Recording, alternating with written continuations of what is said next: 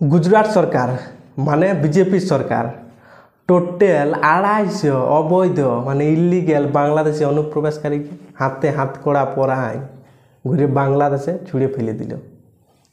Just ভাবুন। কিন্তু লাখ টাকার প্রশ্ন হচ্ছে যে আমাদের পশ্চিমবঙ্গের মাননীয় মুখ্যমন্ত্রী মমতা ব্যানার্জি সরকার এই কাজটা কবে করবে? এটা হচ্ছে লাখ টাকার প্রশ্ন। তার আগে বলে দিই কি, আমি অপু মাহাতো, আপনারা দেখছেন দি অপু ইউটিউব চ্যানেল। এই যে ইলিগেল বাংলাদেশিদেরকে ঘুরে বাংলাদেশ পাঠানো হচ্ছে, এটা নিয়ে বিরোধ শুরু, যেটা স্বাভাবিক। এটা ভাই ভারতবর্ষ বটে, ভারতবর্ষে বিরোধ হওয়াটা স্বাভাবিক ব্যাপার।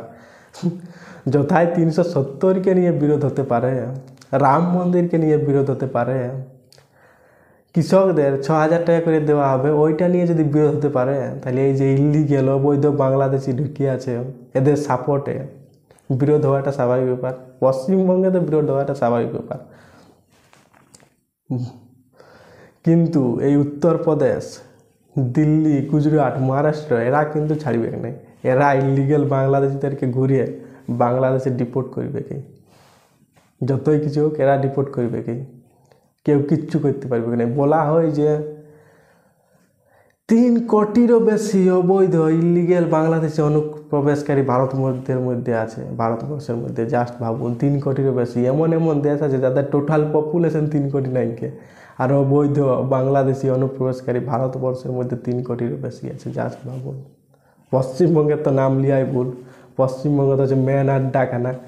এখানে বাংলাদেশি অনুপ্রবেশকারীরা ঢুকিয়ে আধার কার্ড, ভোটার কার্ড ফেক বানাচ্ছে। পশ্চিমবঙ্গে তো থাকতে পছন্দ করছে না, পশ্চিমবঙ্গে তো আছে, কিন্তু বহুত বাংলাদেশি অনুপ্রবেশকারী কী করছে, fake Aadhaar card, fake voter card Paschimbanga থেকে বানিয়ে নিয়ে, আপনারা তো নিউজে দেখেইছেন, কেউ গুজরাট যাচ্ছে, কেউ মহারাষ্ট্র যাচ্ছে, কেউ দিল্লি যাচ্ছে, আর কোথায় গিয়ে ধরা পড়ছে, আর ঘুরিয়ে তাদেরকে বাংলাদেশে ছুঁড়ে ফেলে দেওয়া হচ্ছে।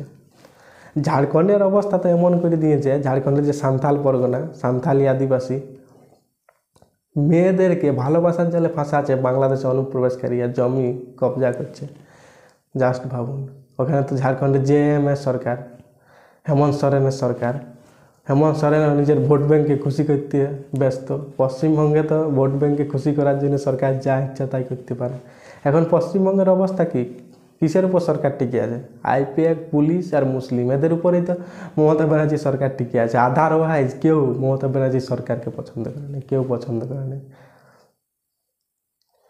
কিন্তু পশ্চিমবঙ্গের উন্নতির জন্য পশ্চিমবঙ্গ সরকারকেও এই গুজরাটের মতন স্টেপ নিতে হবে, দিল্লির মতন স্টেপ নিতে হবে। বাংলাদেশে ইলিগেল যারা অনুপ্রবেশকারী তাদেরকে বাংলাদেশে ছুঁড়িয়ে ফেলে দিতে হবে। এটা সরকারকে অ্যাকশন নিতে হবে, কারণ পশ্চিমবঙ্গের উন্নতির কথা ভাবতে হবে অ্যাটলিস্ট। কিন্তু ভাবছে নাই, পশ্চিমবঙ্গের এই বেহাল দশা, কেউ ভাবছে নাই উন্নতির কথা।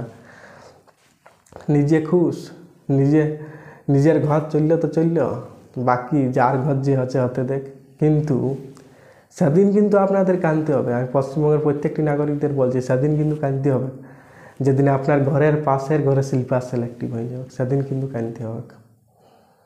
যে হারে পশ্চিমবঙ্গে fake Aadhaar card, fake voter card বানানো হচ্ছে ইলিগেল বাংলাদেশিদের জন্য, আর ওনারা যেভাবে ভারতবর্ষের মধ্যে আতঙ্কবাদ তৈরি করছে, শিল্পা সিলেক্টিভ করছে, মানে ক্রাইমটাকে বাড়াচ্ছে, মেয়েদের ধর্ষণের পরিমাণটাকে বাড়াচ্ছে, এইভাবে চলতে থাকলে কিন্তু পশ্চিমবঙ্গের গোটা ভারতবর্ষের অবস্থা বহুত খারাপ হবে, বহুত খারাপ হবে। কোথায় উন্নতির রাস্তায়, কোথায় ভারত চেষ্টা করছে 2047 তক ভারতবর্ষকে সব থেকে বড় ইকোনমি দেশ তৈরি করতে। আর এই আবর্জনা, বাংলাদেশি মানে আবর্জনারা দিন দিন ঢুকে ঢুকে ভারতবর্ষের পুরো অবস্থাটাকে খারাপ করে দিচ্ছে। এবার বলবেন যে বর্ডার এরিয়া তো দেখার দায়িত্ব বিজেপির, কিন্তু বাংলাদেশের সঙ্গে এমন এমন বর্ডার এরিয়া আছে যেগুলো নদী দিয়ে, বন জঙ্গল দিয়ে রাস্তা। বাংলাদেশি অনুপ্রবেশকারীরা তো একদম ইউটিউবে ভিডিও বানায়, আপনারা তো ভিডিও দেখেছেন, ভিডিও বানায়, লাইভ দেখাই দিচ্ছে যে আমি ভারতবর্ষে ঢুকলে আমার ঢুকে ঘুরে বাংলাদেশ চলে এলাম। লাইভ ভিডিও পড়ে আছে, আপনারা দেখিয়েছেন, পুরো অবস্থা খারাপ। কিন্তু এখন পুরা গুজরাট সরকার, দিল্লি সরকার, মহারাষ্ট্র সরকার ফুল অ্যাক্টিভে চলে আসে যে এই অনুপ্রবেশকারীদের ঘুরিয়ে বাংলাদেশ পাঠানোর জন্য যে করে হোক যাতে। কিন্তু এই যে কংগ্রেস, তৃণমূল, সিপিএম এরা বাড়াবা দিচ্ছে এই অনুপ্রবেশকারীদের, কারণ ভোট ব্যাঙ্কে খুশ করতে হবে, ভোট ব্যাঙ্কে সুখে রাখতে হবে, কিন্তু ভোট ব্যাংকের চক্করে কী অবস্থা হচ্ছে দিন দিন, এটা কিন্তু সাধারণ মানুষদেরকে বুঝতে হবে, সাধারণ মানুষদেরকে বুঝতে হবে। আর সাধারণ মানুষদেরকে বুঝিয়ে একটা সঠিক সরকার নিয়ে আসতে হবে। আর গোটা ভারতবর্ষের এনভায়রনমেন্টটা, প্রকৃতিটা কিন্তু ঠিক রাখতে হবে। তাছাড়া এই আবর্জনা যদি ঢুকতেই থাকে তাহলে পশ্চিমবঙ্গ গোটা ভারতবর্ষটাকে মানুষদের মধ্যে একটা ধার্মিক বিভাজন সৃষ্টি করবে, সাম্প্রদায়িক দাঙ্গা লাগানোর চেষ্টা করছে এনারা।